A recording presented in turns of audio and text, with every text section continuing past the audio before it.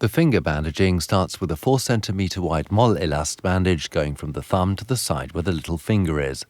The bandage is applied around the thumb to the nail bed and wrapped circularly back down to the back of the hand. The moll-elast bandage is then pulled straight over the back of the hand to the little finger. The same technique is used to wrap the little finger back down to the webbing between the fingers and down around the same side as the little finger. Then continue wrapping under the wrist and over the back of the hand and straight to the index finger. This technique is used for all the fingers.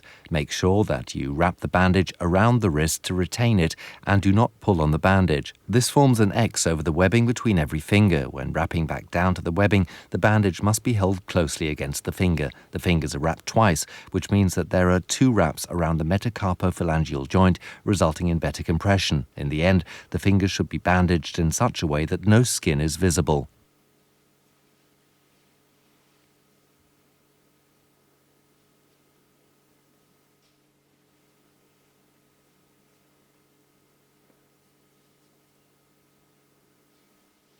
Next, we apply comprex, which we have wrapped in a piece of TG tubular bandage to protect the skin for a local increase in pressure on the palm of the hand. We use cotton padding that we have previously prepared for the back of the hand. The padding is applied at an angle over the back of the hand so that the metacarpophalangeal joints are covered. We put the soft compression bandage Rosidal SC between the thumb and index finger by taking the front edge downwards over the metacarpophalangeal joints. This way, the bandage goes between thumb and index finger, covering the metacarpophalangeal joint of the thumb. We wrap the arm right up to the top with overlapping circular wraps of the bandage. It is important to insert additional cotton padding at the elbow, both to prevent pressure points and to ensure optimum pressure distribution.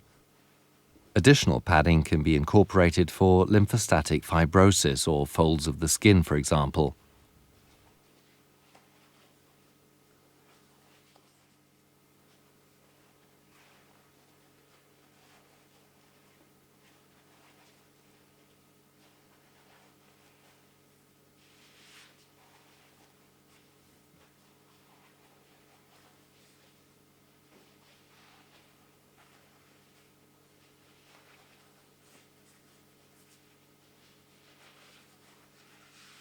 Cotton wool is another padding option for use under the bandage.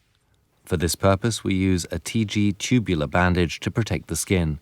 We pull the TG tubular bandage over the extremity, well over the acromion, and cut off the excess material.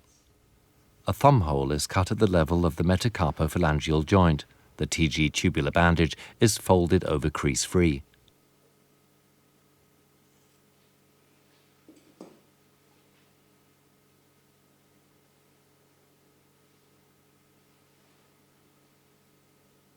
Alternatively, the Rosidal soft foam padding and a padding bandage, Celona synthetic padding in this case, are applied in the same way as the soft compression bandage Rosidal SC was applied before. Please note, do not pull the cotton wool.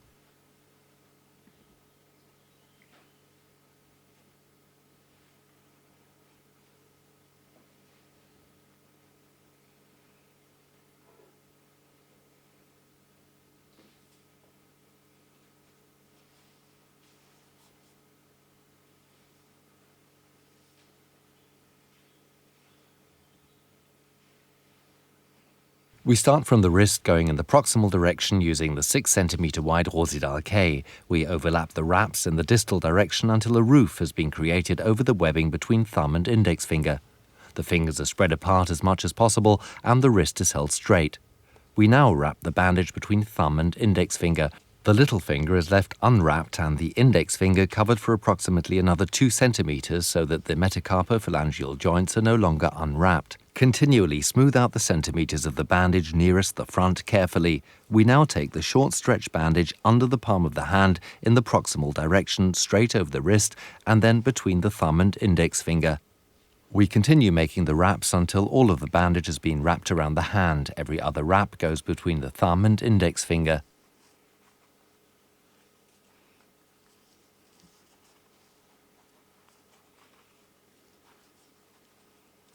Check the following. The edges of the bandage should lie exactly on top of each other at the front. No turns should cross over each other on the back of the hand. The metacarpophalangeal joints should be covered when making a fist, which means that the Rosedal K bandage has been put on well. Compression of the arm begins with a bandage 8 centimeters wide, working proximally from the wrist. The Rosedal K bandage is applied proximately in figure of 8 wraps. We let the patient make a fist to apply counterpressure for stabilization. The Rosedal K bandage in the next widest size is applied in the opposite direction. We begin proximately from the wrist under the belly of the muscle with 2 narrower turns depending on the pressure gradient, and then continue up the axilla in ever-increasing distances.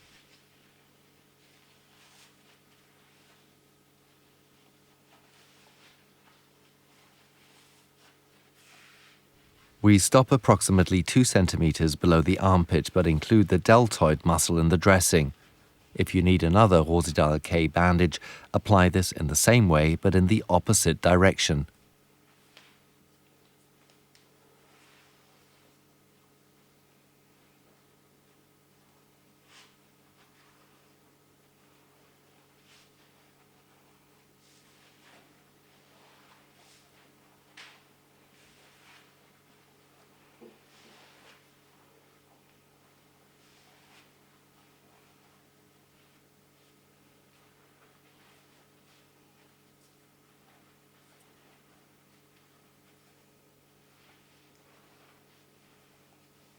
The Rosedal K bandage must be firmly secured at the end. To ensure this, the end of the bandage is attached with a tape strip.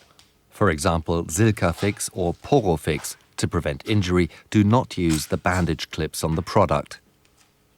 In the technique using the TG tubular bandage, at the end, the latter is pulled once more over the Lymphology compression dressing for protection.